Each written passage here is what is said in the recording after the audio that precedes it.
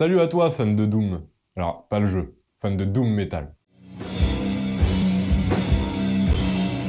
Aujourd'hui, je te présente Katla. Alors, Katla, c'est quoi?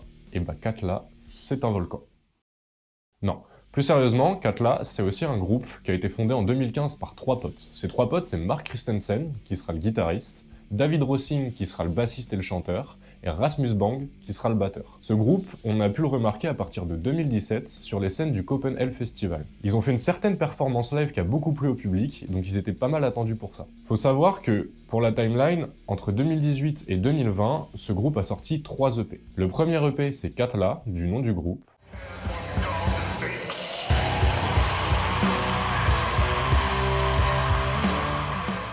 Le deuxième EP, c'est Warmongering Luciferians, chapitre 1.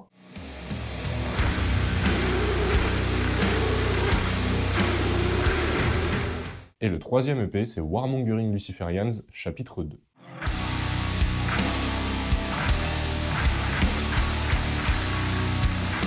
Pour un peu de contexte, comme vous le savez, en 2020, on était en pleine crise Covid. Cette crise Covid, malheureusement, elle a mené au départ d'un des membres fondateurs du groupe, David Rossing, qui était le bassiste et le chanteur. Mais le groupe, il s'arrête pas là. Il va quand même accueillir en son sein Tess Torgersen, qui sera le nouveau bassiste et chanteur. À partir du moment où Tess est arrivé, ils ont directement commencé à écrire. Et de cette écriture naquit Taurus.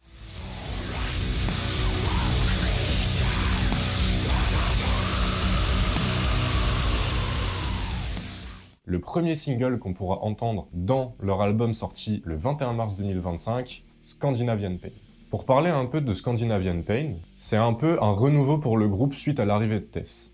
Ils ont voulu garder la même ligne directrice, qui est de parler des sujets très personnels en ayant une musique très incisive et lourde comme on aime dans le doom metal, mais en ayant un regard un peu plus actuel et en faisant une musique aussi un peu plus rapide. Cet album, il a la volonté de parler de sujets très personnels comme, par exemple, la santé mentale, les problèmes d'addiction, sur un fond de critique sociétale et des systèmes oppressifs. On remarque aussi énormément d'anticléricalisme, comme on peut l'entendre dans Grim Jesus.